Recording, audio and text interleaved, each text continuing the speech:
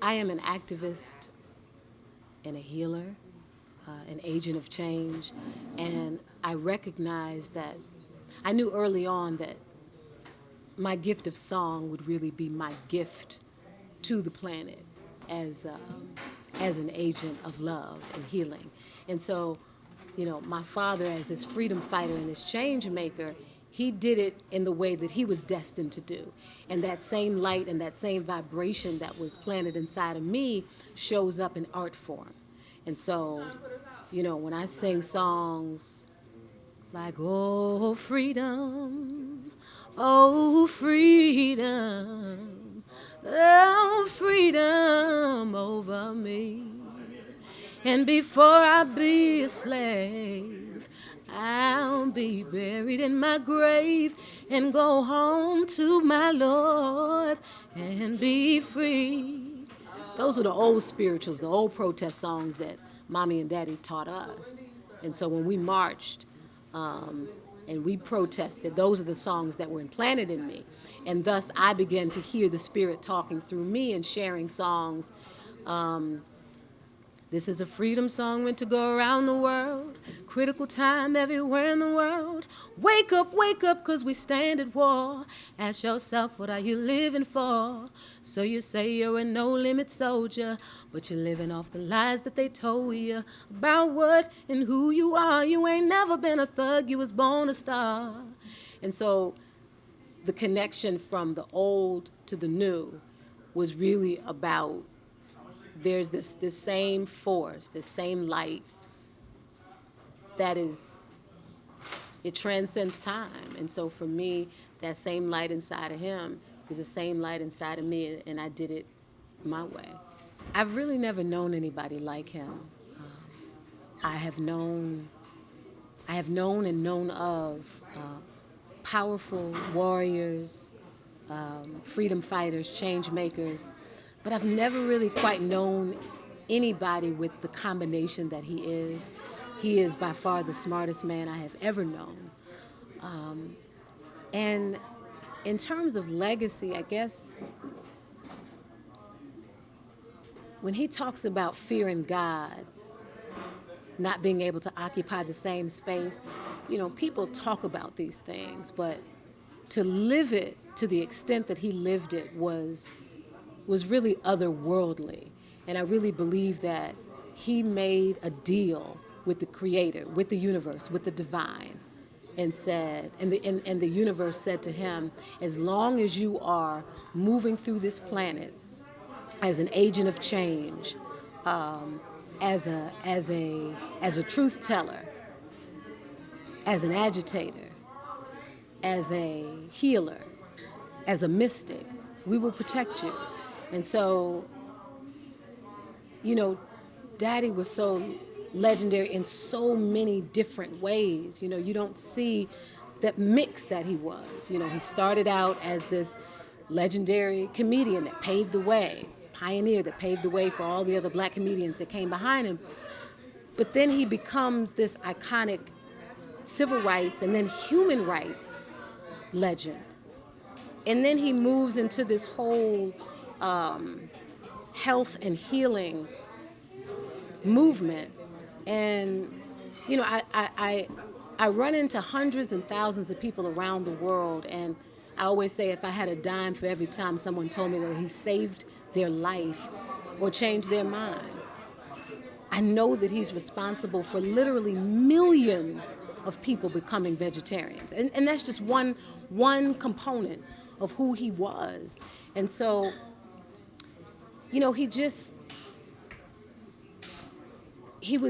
was most of who he was not human. And the more that unravels about him, even after his passing, the more I know that to be true. He has passed down and downloaded so much inside of me and inside of us, his children, that it's an amazing feeling to know that you are living in a family that had a target on your back your entire life, and to also know that you're invincible. I can't explain the feeling, but I know it's something that came from him, and ultimately that came from the creator, the universe.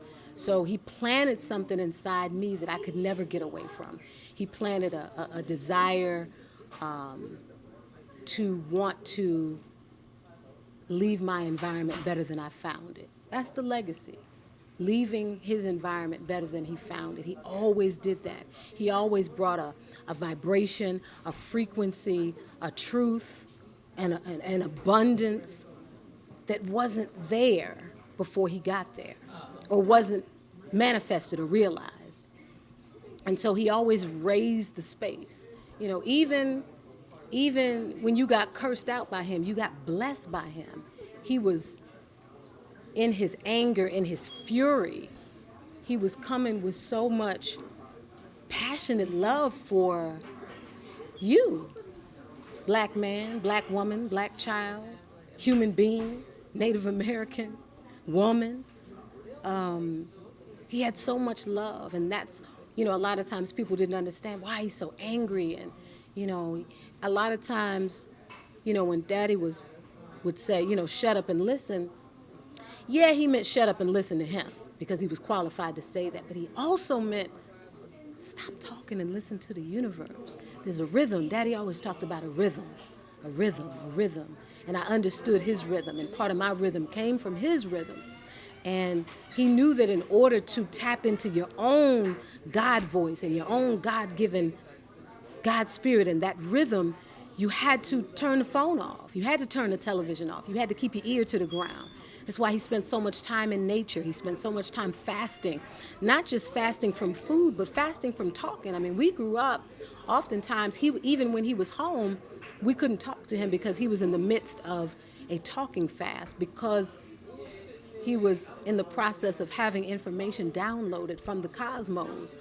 If you know more than the Creator knows, then you're going to miss it. If you talking while the universe is trying to talk to you, you're going to miss it. And so part of his legacy was understanding that there's nothing to figure out.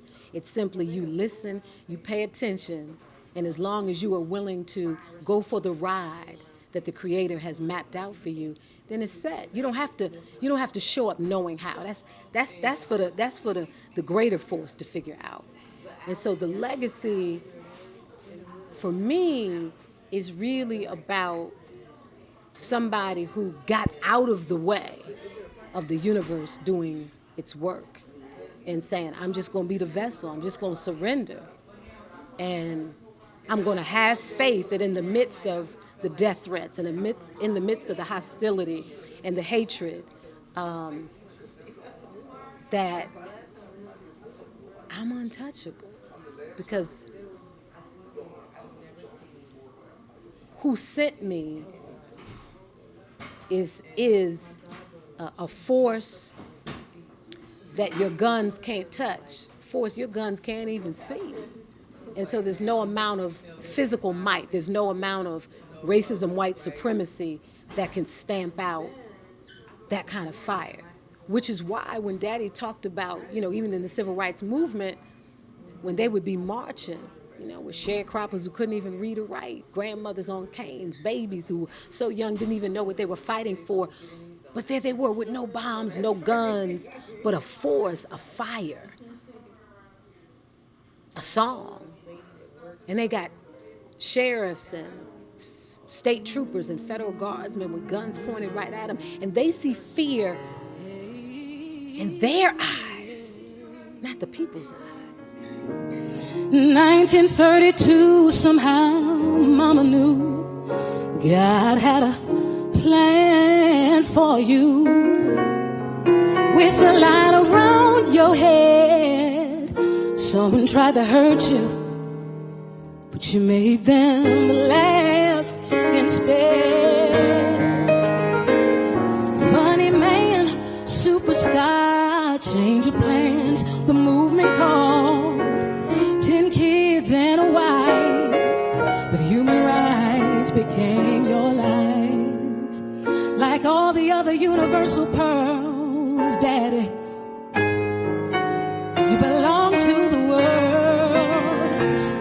The biggest thing that I would say around how to help other people find their light is just listen. get off the phone, get off the computer, spend some time in nature, and listen to nature. Like really listen to nature. Spend the night outside and see how that feels.